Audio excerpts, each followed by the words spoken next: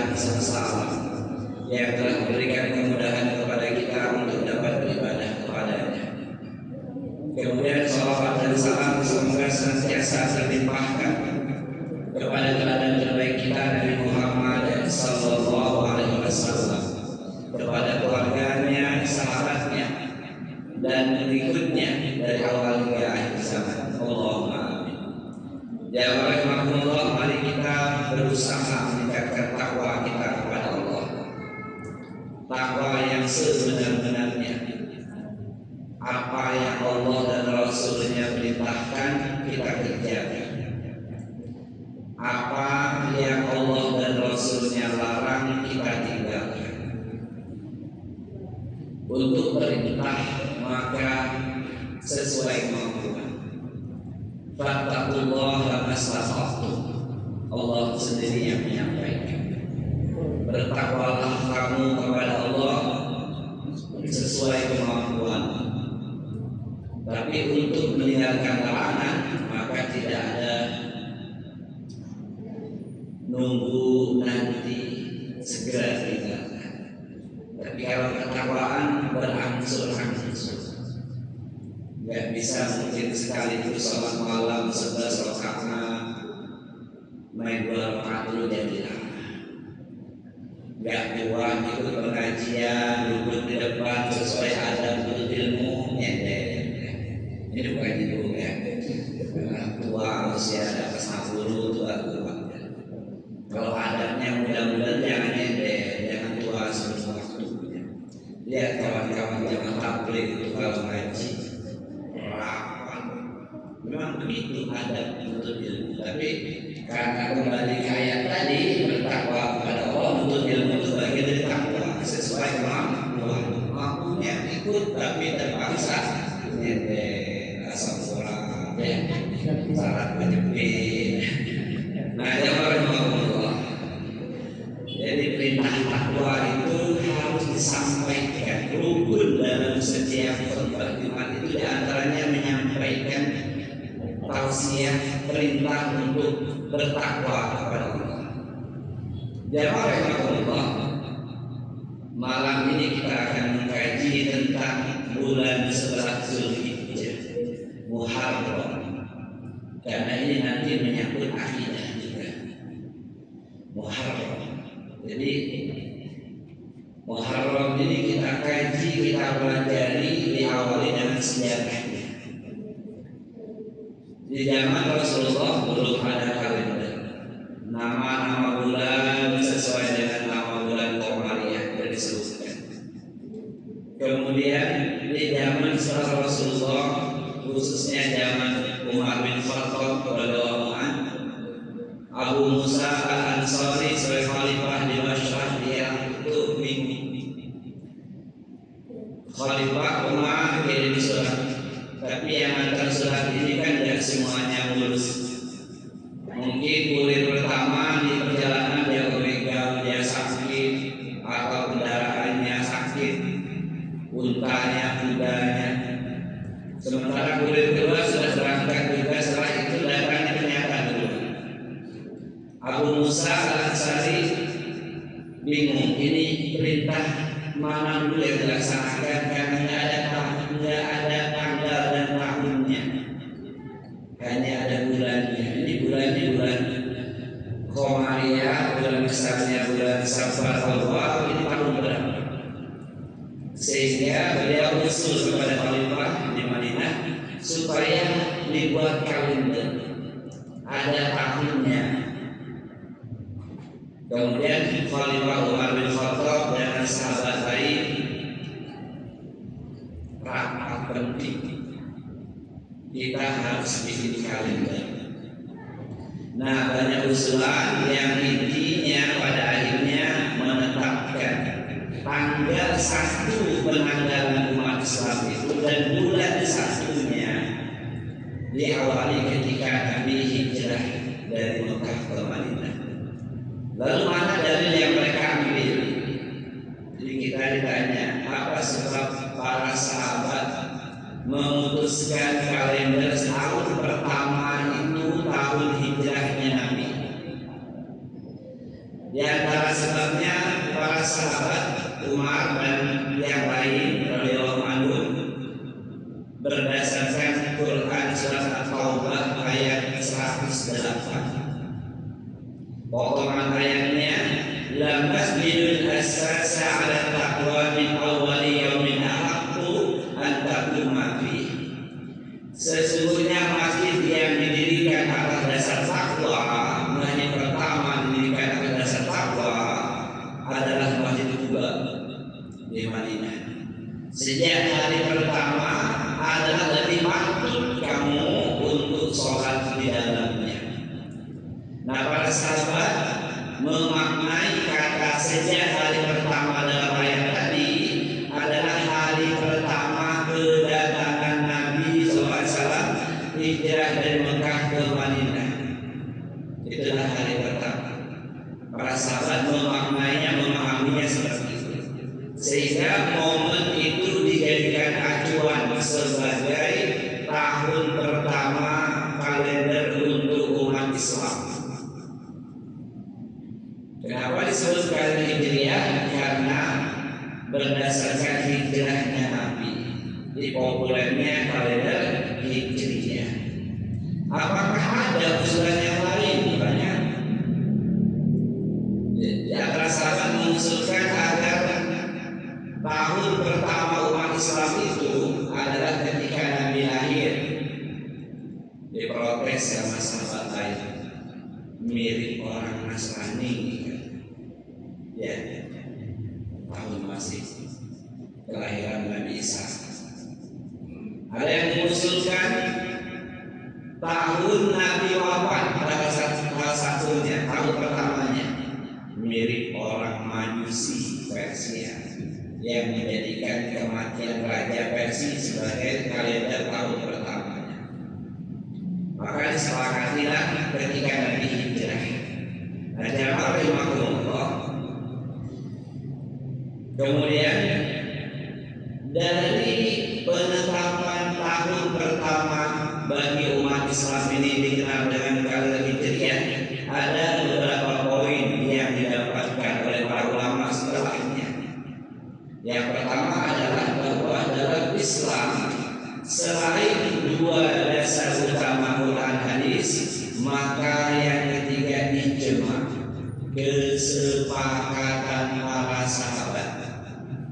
Ini penentuan kalender Hijriah ini, tahun pertamanya ketika Nabi hijrah ini atas kesepakatan para sahabat, itulah disebut dengan ijma. Kalau sumber hukum utamanya tetap dua tadi. Taraktu fikum amran la tadillu ma tamassaktum kitabullah wa sunnah rasul. Dua hal, Al-Quran dan Al-Hadis. Tapi setelah adanya pertemuan para sahabat, maka boleh mengambil hukum dari ijma. Ijma'nya bukan kita, ijma'nya para sahabat Nabi, kesepakatan mereka yang melandasi apa? Hikmahnya. Kemudian apa yang kedua? Sistem penanggalan yang dipakai para sahabat berdasarkan putaran bulan, munculnya bulan hilal. Maka dikenal dengan juga bulan-bulan Qamariyah atau tahun Qamariyah. Beda dengan Masehi menggunakan munculnya matahari. Nah, jamaah itu berdasarkan surat Abu Musa tadi. Ini bulan Sa'ban, tapi tahun berapa ini ya? Minggunya. Nah, yang ketiga jamaah, para sahabat menetapkan kalender Hijriah yang sudah disepakati menjadi acuan setiap penanggalan, baik kaitan dengan urusan dunia maupun urusan akhirat. Jadi kalau hari ini Muhammadiyah itu ingin menyatukan umat Islam dalam satu kalender, satu hari yang sama di belahan dunia manapun, dulu sahabat sudah melakukannya. Tapi kan banyak yang tidak bisa terima, protes. Mirip seperti ketika Kiai Haji Ahmad Dahlan meluruskan Ka'bah di Masjid Kauman Jogja. Ya, diprotes. Tapi hari ini semua pakai patokan. Dan di sana ini pakai lempar sorban. Ini kiblatnya nggak bisa. Jadi hitung sekarang detil sampai berapa derajat. Nah, jadi sahabat dulu menjadikan penanggalan kalender hijrah yang sudah disepakati dalam urusan dunia dan urusan agama. Pokoknya sepakat seperti itu. Nah, kemudian Allah, hikmah yang kita dapatkan dalam hal penetapan tahun hijriah ini berikutnya adalah kalender hijriah merupakan syiar agama Islam supaya berbeda dengan kalender agama yang lain. Inilah milik Islam, syiarnya ya kalender hijriah, patokannya bulan-bulan Qamariyah. Nah, Allah itu sejarah. Kemudian yang kedua, setelah kita pahami sejarah tahun hijriah, yang kedua, mengapa para sahabat memilih Muharram sebagai bulan pertama? Karena bulan-bulan ini adalah di kalangan Arab Jahiliyah mereka sudah kenal nama bulan. Bulan pertama itu Safar awal, bulan kedua itu Safar akhir. Apa kawan-kawan 12 bulan itu? 12 bulan itu apa? Kalau belum apa coba kopi dulu. Mudah-mudahan dengan kopi ingatannya menjadi tajam ya. Nah, kan benar luar biasa. Jangan lupa kopinya kanan besar. Jangan lupa sebagai apresiasi kepada yang bikin kopi. Gue mantap betul kopi saya.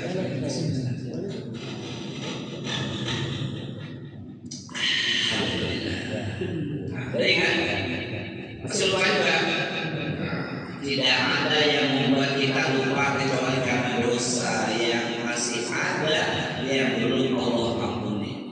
Maka mungkin dapat juga inspirasinya nama-nama bulan dalam tahun hijriah. Yang kedua istighfar. 1, 2, 3. Astagfirullah wa atubu ilaih. Baik. Nggak ingat juga apa boleh buat ingatnya Januari, Februari, Maret, April ya. Safar awal. Dulu Muharram itu namanya Safar awal. Safar akhir. Kemudian Rabiul awal, Rabiul akhir, Jumadil awal, Jumadil akhir, Rajab, Sa'ban, Ramadan, Syawal, Zulqa'dah, Zulhijjah. Hafal. Karena sudah dua dilakukan. Langkah pertama kopi dan minum teh. Langkah kedua istighfar. Jamaah rahimahullah itu bercanda ya. Nah, berarti mengapa para sahabat memilih Muharram sebagai bulan pertama kalender hijriah? Yang dulu namanya Safar awal. Nah, yang pertama rasanya atas usulan Utsman bin Affan radhiyallahu anhu. Kata Utsman bin Affan, bagusnya Muharram yang pertama. Kenapa? Karena dulu juga bangsa Arab Jahiliyah menjadikan Safar awal tahun pertama. Allah telah mengganti Safar awal dengan Muharram. Allah yang ganti. Disampaikan kepada Rasulullah. Nanti kita lihat dalilnya ya. Kemudian yang kedua, umat Islam selesai kewajiban dalam 5 rukun Islam itu. Yang kelima kan haji ya. Haji selesainya di bulan Zulhijjah. Sempurnalah Islam itu. Maka mengawali pertama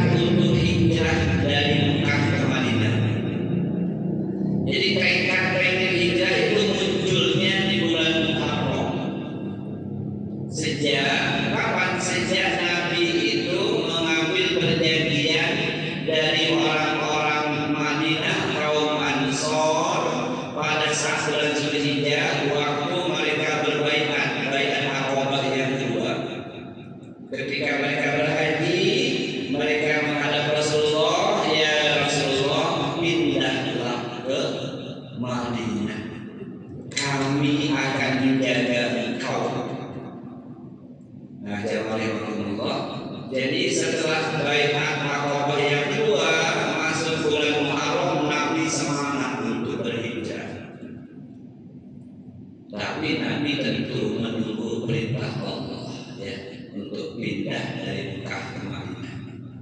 Nah itu di antara 3 alasan mengapa para sahabat memilih Muharram atau dulu namanya Safar Awal sebagai bulan pertama tahun Hijriah, sehingga namanya hari ini berubah menjadi Muharram, Safar, Rabiul Awal, Rabiul Akhir, Jumadil Awal, Jumadil Akhir, Rajab, Sa'ban, Ramadan, Syawal, Zulqa'dah, Zulhijjah. Nanti akan dipakai lagi kawan-kawan.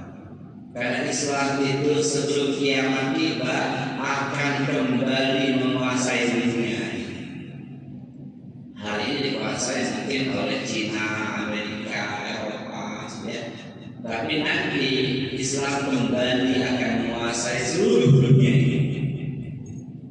Sebelum kiamat kubra, nanti semua patahan sistem penanggalan dan sebagainya akan kembali kepada Islam. Itu tidak diragukan sedikit pun, itu termasuk akidah.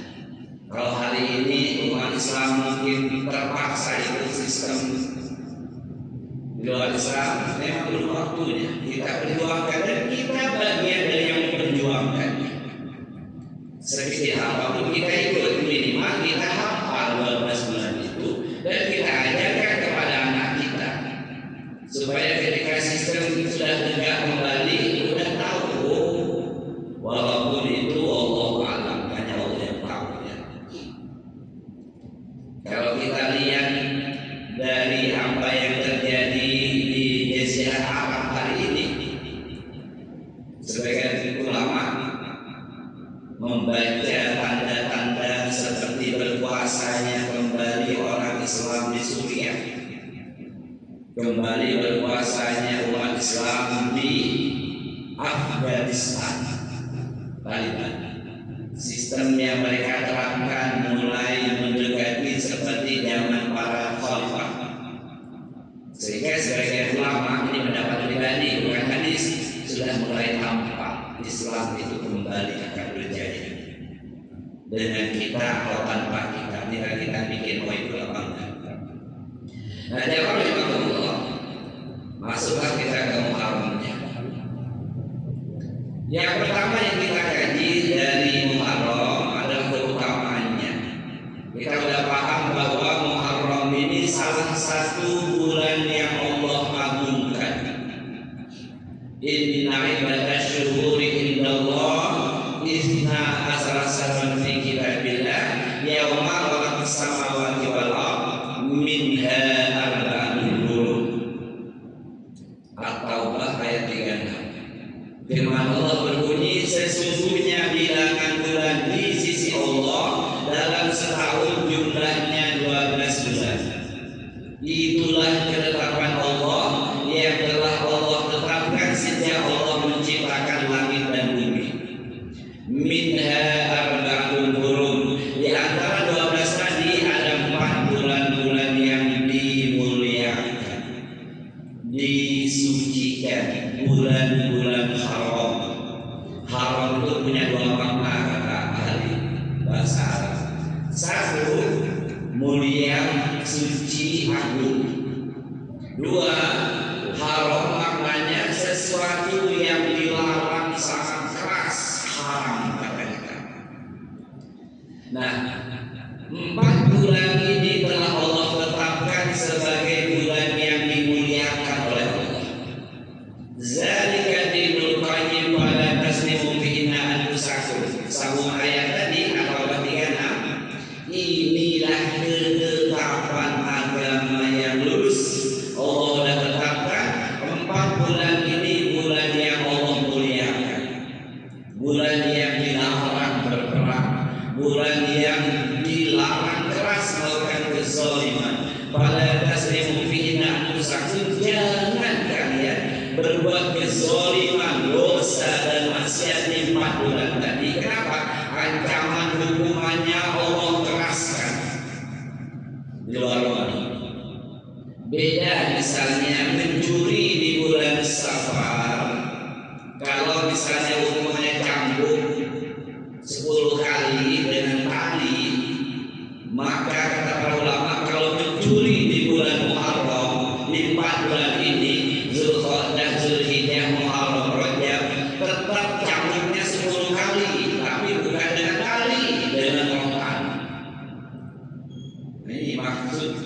dari ayat ini tafsirnya, jangan kalian berbuat kezaliman, berbuat dosa dan maksiat di 4 bulan itu.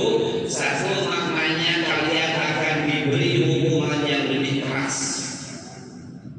Sebaliknya kalau berbuat amal salih dilipat gandakan pahalanya, terserah Allah. Nah, jamaah rahimahullah. Jadi keutamaan dari bulan Muharram salah satu dari bulan yang Allah muliakan. Nabi menjelaskan 4 bulan tadi, minha arba'atul hurun. Kata Nabi, minha arba'atul hurun, 4 dari 12 bulan, bulan-bulan yang dimuliakan. Salasun mutawaliyah, yang 3-nya berturut-turut, kata Nabi. Zulqa'dah, Zulhijjah, Muharram. Yang 4-nya terpisah. Rajabul Mudhar, bulan Rajab Mudhar. Allazi baina Jumada wa Safar.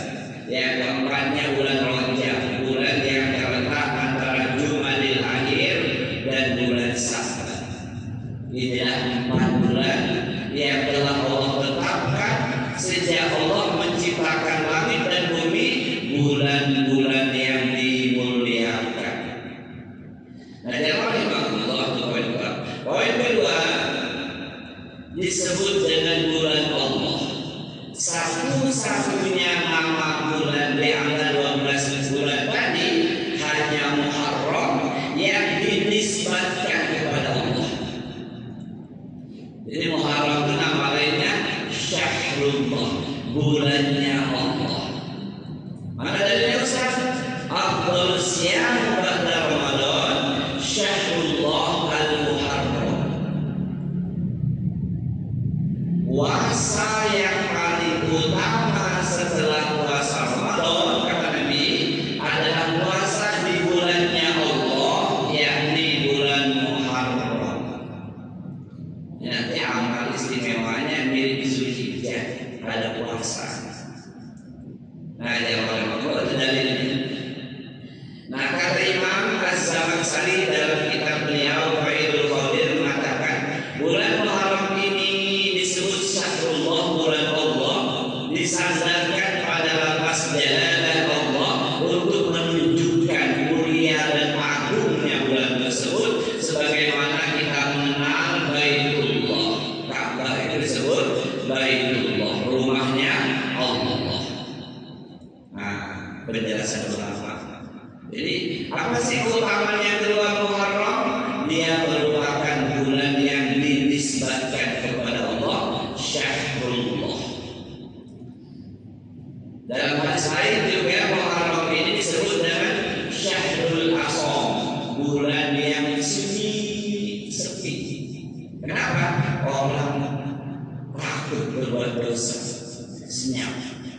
Jadi orang tunggal tidak ada, senyap, nggak ada banting kaku, mama, rompang, ada sepi banget ya. Syahrul Asam, bulan yang sunyi, nggak ada dentingan suara benda, bulan yang diharapkan berperang kecuali mempertahankan diri. Orang kafir itu tahu, mereka menghormati. Kalau 4 bulan ini tiba lagi perang, gencatan senjata, ya. Hormati bulan ini. Allah memuliakannya, kita juga harus menghormatinya. Maka disebut juga selain Syahrullah, Syahrul Asam, bulan yang sunyi, sepi, senyap. Nggak ada dentingan senjata orang berperang, maksiat nggak ada. Nah, jamaah rahimahullah. Yang ketiga, apa sih keutamaan Muharram? Terjadinya peristiwa penting bagi umat Islam, terutama di hari ke-10-nya, yang disebut dengan hari Asyura.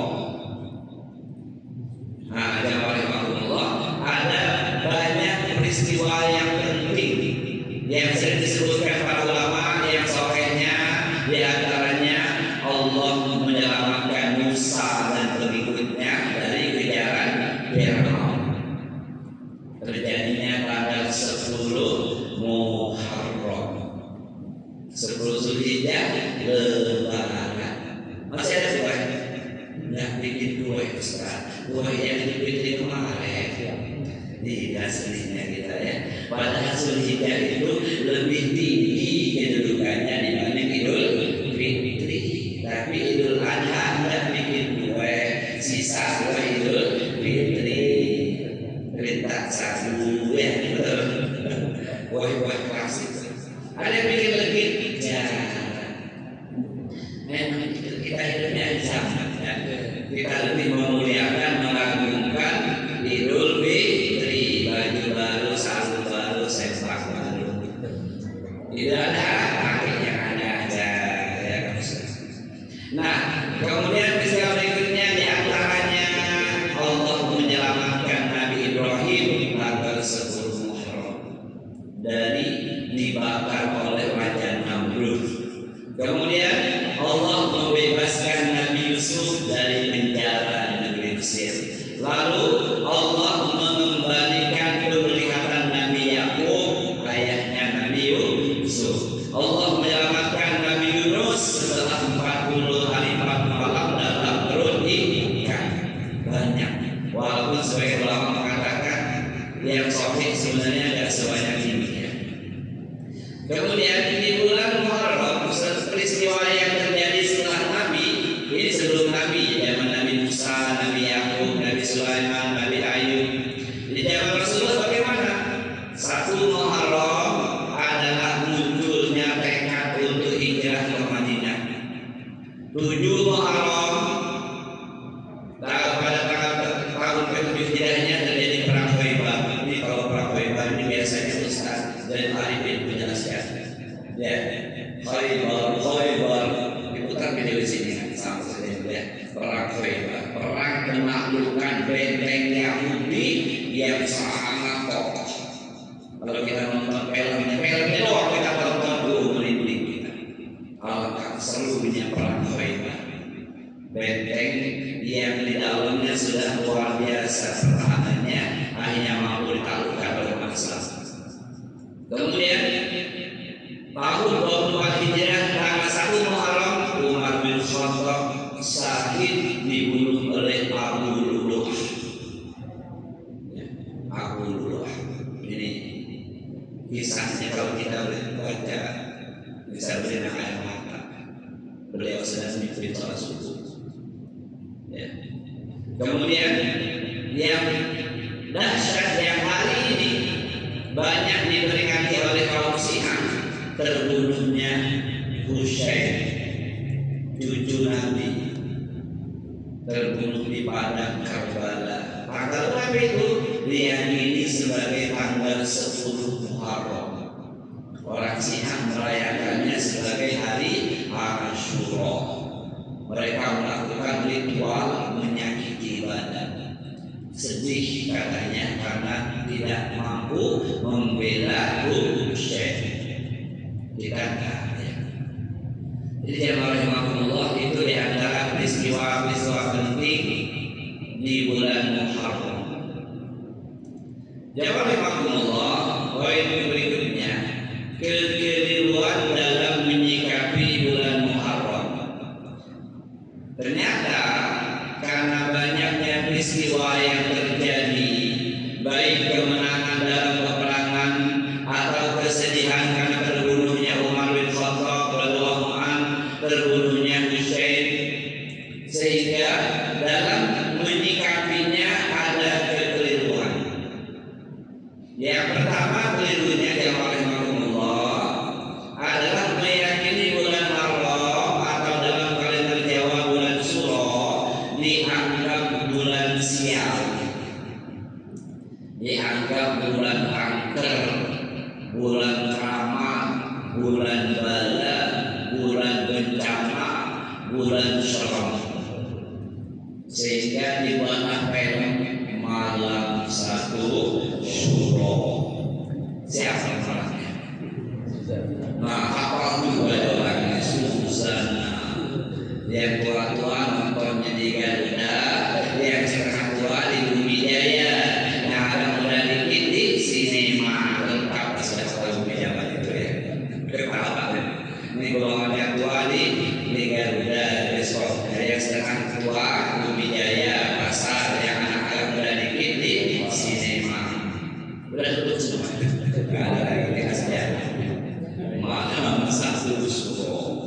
Jadi kalau rahimahullah, karena banyaknya peristiwa yang terjadi, sebagian menganggap ini adalah bulan bencana, bulan bala.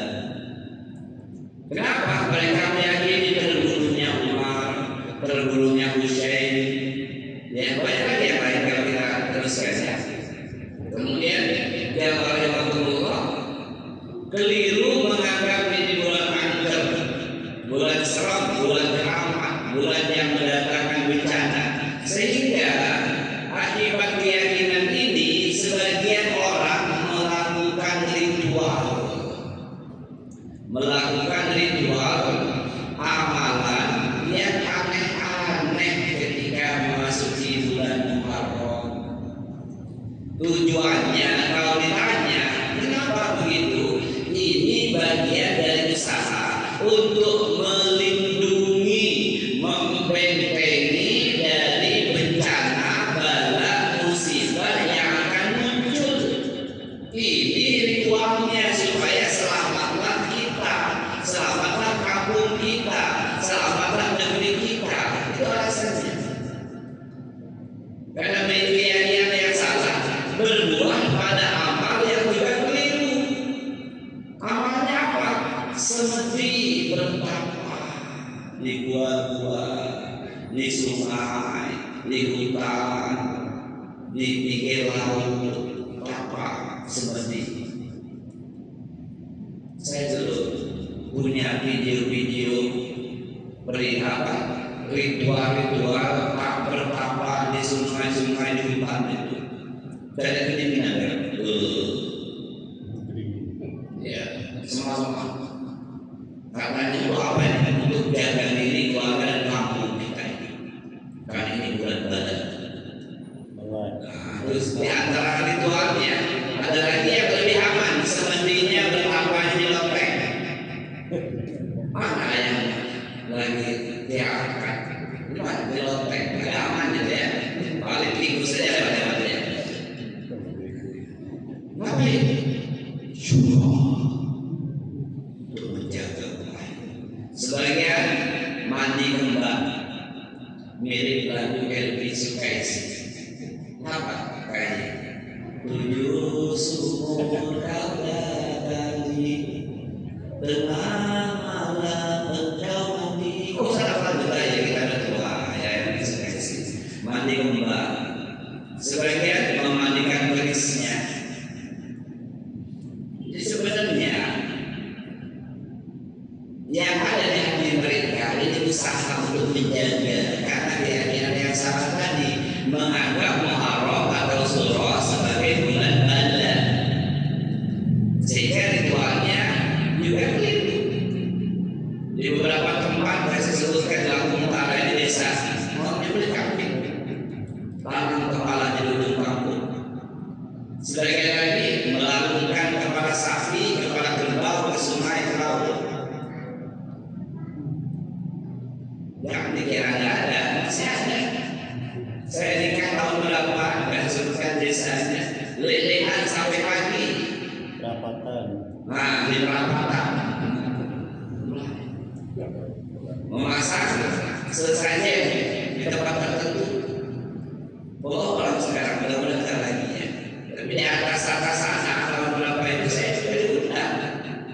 Karena saya pernah ke sana diundang peringatan Suro untuk menjaga kampung kita ini supaya tidak ada bencana. Lebih parah lagi nanti berkembangnya dunia musik, acaranya diiringi dengan nari tayuban malam itu sampai pagi. Nggak pernah kan? Alhamdulillah saya belum pernah ya kalau saya punya. Nari ini ritualnya namanya bisikan setan ya. Biar lebih syahdu lagi. Setelah selesai sajenan, selesai nyembelih kambing sore tadi tanam, malamnya itu mengundang biduan dari luar kota Lubis. Kalau saya cerita kawan saya juga udah datang. Cara bersih desa, menjaga jangan diganggu setan dan sebagainya. Maka kita mengadakan acara. Ada yang ada yang di seberang, di pulau seberang, ada juga mengelilingi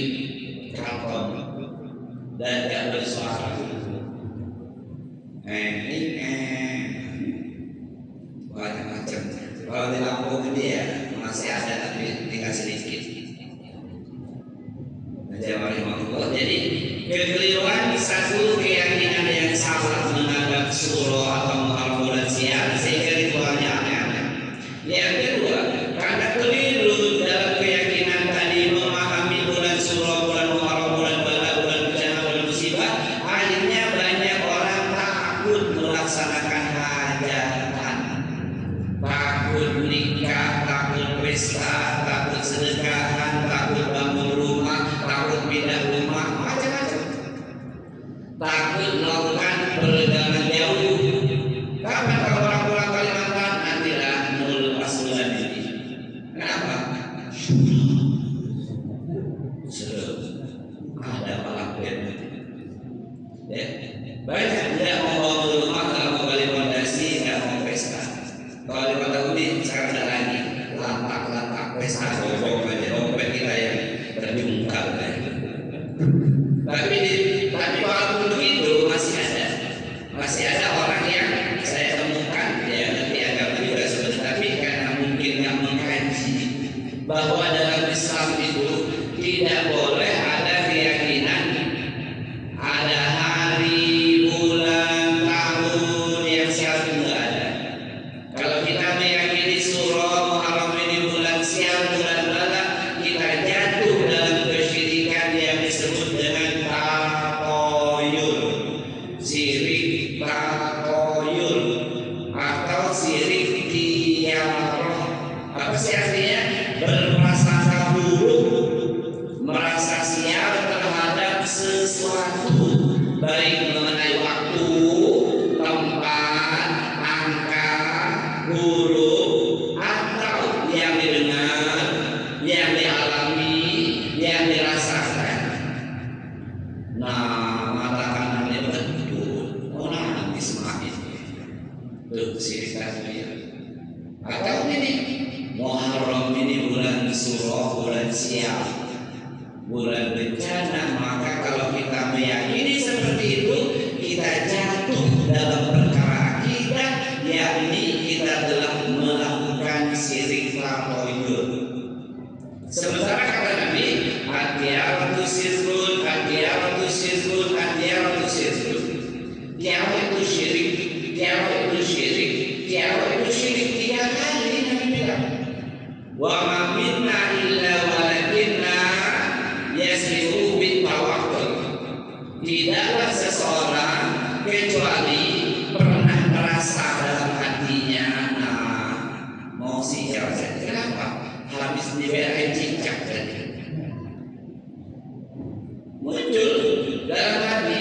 Tapi walakin Allah yusbihu bit tawakkul kata Nabi. Tapi Allah menghilangkan rasa sial kamu tadi, ketakutan tadi, rasa kabur tadi dengan cara tawakal kepada Allah. Jadi berangkat ya jadi, tapi ya dari pagi piring di raku jatuh, nggak ada hujan, nggak ada angin, kehendak Allah dia jatuh. Tetap berangkat, tetap Bismillahirrahmanirrahim, tawakkaltu ala Allah, la haula wala quwwata illa billah. Di perjalanan dapat bala, dapat bencana, misalnya kumpulan, sudah merupakan takdir Allah, sudah hati-hati ucapannya qadarullah wa masa'afa'al. 1, 2, 3. Udah tuh paham. 1, 2, 3. Ini sudah takdir Allah. Allah berbuat sesuai kehendak Allah, bukan kehendak kita. Nah, Allah di sinilah kajian kita. Bab akidahnya ketika salah menyikapi bulan surah, bulan Muharram, maka kita bisa jatuh dalam syirik takoyul. Syirik yakni meyakini ada hal-hal yang akan mendatangkan kesialan, mendatangkan musibah, mendatangkan bencana. Dengar suara burung hantu malam, nah ada yang mati. Pagi-pagi faktor masjid asana berubah asana, nah benar kan?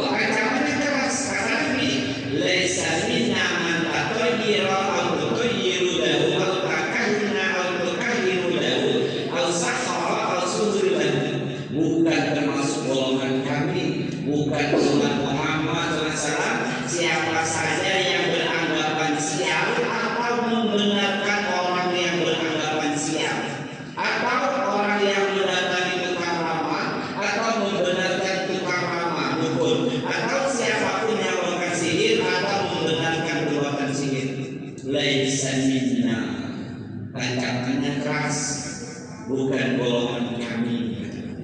Orang yang meyakini tiara atau membenarkan orang yang meyakini tiara.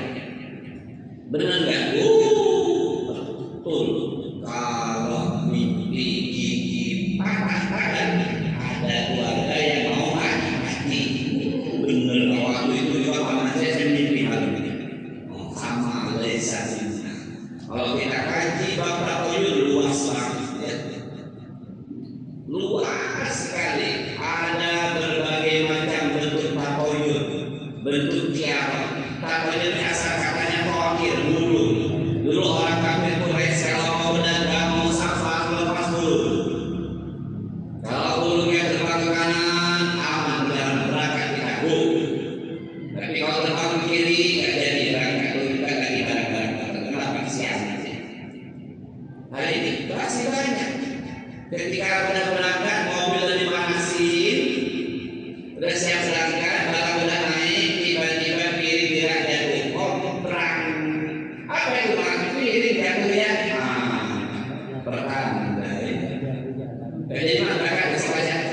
Nah, kata maknya ngaji sudah pada sahur saya ini masih juga percaya begitu. Nah, jawab Allah.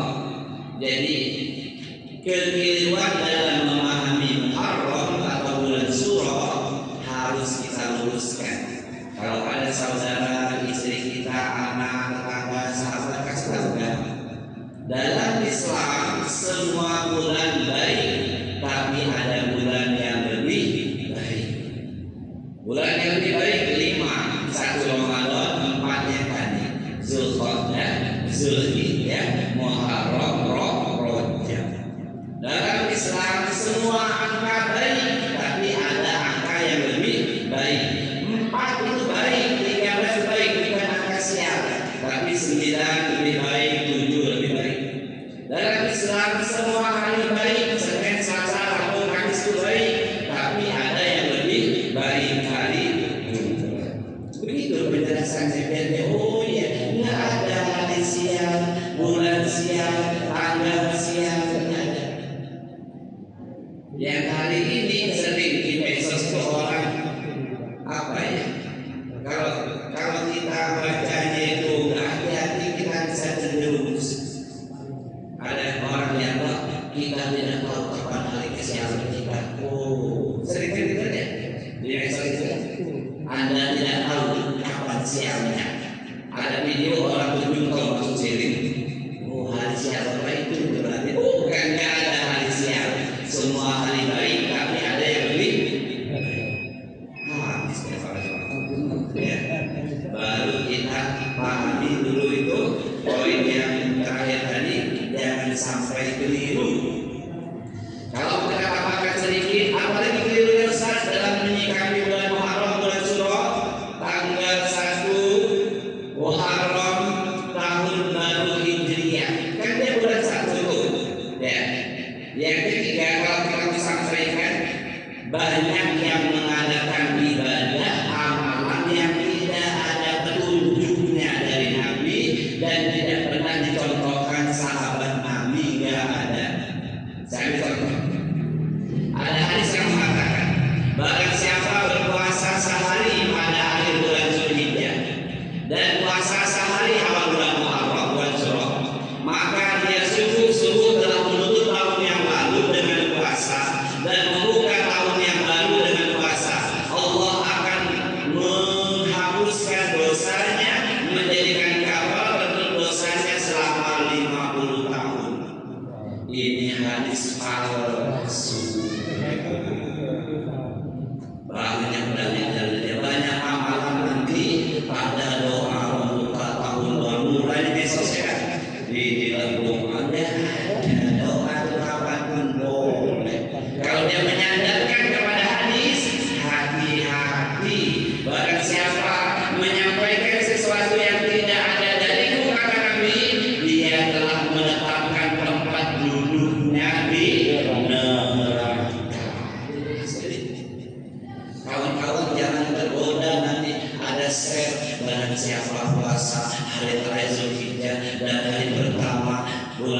Muharram maka 50 tahun. Nih kata Imam Az-Zahabi, kata Imam As-Sawkani, kata Imam Ibnu Jauzi, itu ulama besar semua mengatakan hadis di atas palsu. Banyak nanti bermunculan menjelang surut dikirim kawan, nggak usah komen kawan di situ palsu ngomong ya. Ampun ngaji sama terjewat bilang sombong kamu ya, nggak usah no komen aja. Kecuali dia jabri, kalau dia jabri kirim hadis itu kita jawab maaf bro, itu hadisnya palsu, nggak layak diamalkan. Dan kalau kita menyandarkan itu dari Nabi, kita telah menetapkan tempat duduk kita di neraka. Ancamannya keras bro. Paham apa ya?